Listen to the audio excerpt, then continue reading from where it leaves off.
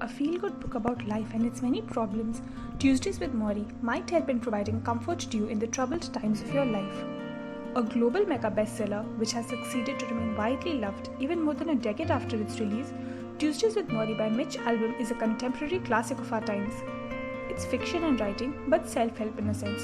A relatively short book, it makes for a good read. Hi everyone, and welcome to Cherry Picking Books. The pick for this week is Tuesdays with Maury by Mitch Albom. A small disclaimer before we begin the review. In my honest opinion, it is slightly challenging to review self-help or non-fiction books, partly due to the lack of characters, storytelling, and plot in them. But most importantly, it is tough to review this genre because usually the author is sharing their experiences and opinions from life. The most a person can do is inform whether the expression of thoughts felt genuine or not, and whether reading the book might be helpful to someone. But beyond that, we cannot really comment extensively on the content since the feelings, thoughts, and experiences of the author are personal and must be respected. The onus of whether to like or dislike the book will be subjective based on the reader's individual life and perspective. Having said that, how this review can help is by shedding light on the topics discussed in the book and the approach taken to discuss them. The book is actually based on true event from the author Mitch Albom's life. When his aged college professor Maury is detected with ALS, Mitch makes it a habit to visit him every Tuesday for over 3 months, where the duo discuss a plethora of topics about life. Hence the obvious title of the book, Tuesdays with Maury. Professor Maury shares his wisdom and experiences with Mitch on life, death, love, forgiveness, relationships, and a host of other topics, all of which the author has shared with us in the book.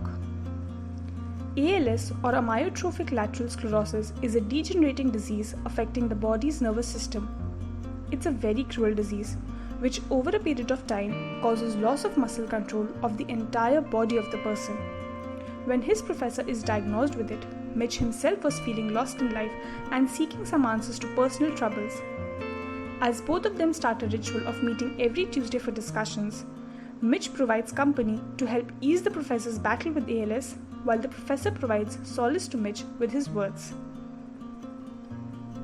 Maury shares personal anecdotes and learnings from life, of which I will share some of the ones which resonated with me the most.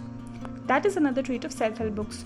You might relate to some parts of the learnings, while not so much with the other parts. It's a very subjective outlook.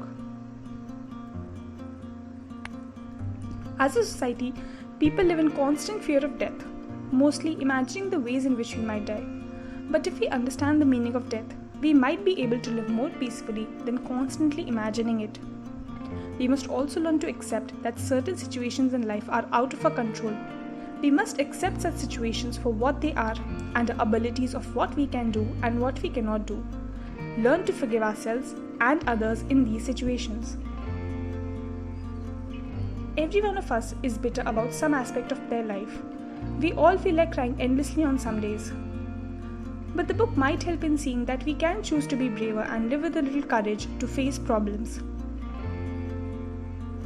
In other meetings, the duo discussed regrets and baggage. All of us have some emotional baggage, might be a dysfunctional family, toxic close ones, or lost friends. The book certainly helps in getting a perspective on our problems or regrets, whether related to career, relationships, or other aspects of our life. The world today is really fast-paced, and everyone expects to reach the top or for extraordinary outcomes. It can get tough to match up to the pressures of living in the modern society, and if you are someone who is looking to take a step back to slow down and repurpose your life, this book might help you too. One of my favorite parts in this regard was when Maury also talks about how our modern culture today is designed to make people feel not good about themselves and even forces us to chase certain things which might be wrong for us. You can choose to accept those expectations of society which make you happy and discard what does not. But if certain bounds of today's culture are not working out for you, then you must create your own culture for leading a happier and purposeful life. Another small but great idea which Maury shares is while discussing self-pity. We often feel sorry for ourselves because of the problems in life, but if we just place a limit to it by crying about it a little each morning, it would help us to get through the day without indulging in excessive self-pity. we need to create a boundary with how much we think about the problem. In another meeting, they discuss about the importance of having a family. Sure, people have friends who love them, but they cannot be a substitute for the protection and love of a family which will never leave and always watch out for you. Detachment was another concept of discussion that I associated with. It's important to learn to detach from things and people who are constantly afraid to lose. Detachment doesn't mean that we stop experiencing life, but rather it helps us to be more aware of our fears and emotions and helps us to live fully.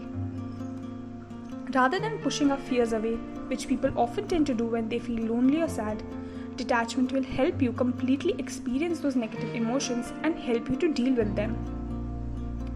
Maury presents a new perspective to the fear of aging that most of us have. We fear being irrelevant or disappearing with age. But being young and 22 forever is miserable. We are ignorant and lack wisdom of life, which makes us even sadder. Aging is about growth and acceptance. Once we know that aging is inevitable, we can try to lead a better life and have experiences that we cherish later. Similar to above, the book takes us through a lot of other discussions on life, like the importance of being fully present in the moment to be a good listener, how marriage can be testing, and how certain troubles in any relationships that are beyond our control can be looked at with a new angle.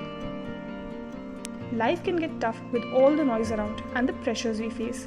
We hope this book provides you comfort in troubled times and helps you to deal with them.